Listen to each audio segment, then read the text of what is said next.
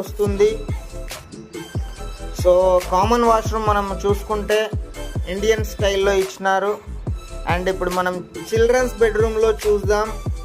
Children's bedroom చూసుకుంటే మనకు fall ceiling కానీ వుడ్ వర్క్ కానీ ఫ్లాట్ కూడా చాలా స్పేసియస్గా అండ్ కబోర్డ్స్ కూడా మనం చూసుకుంటే చాలా నీట్గా బ్రాండ్ న్యూ లైక్ అట్లా ఉన్నాయి. అండ్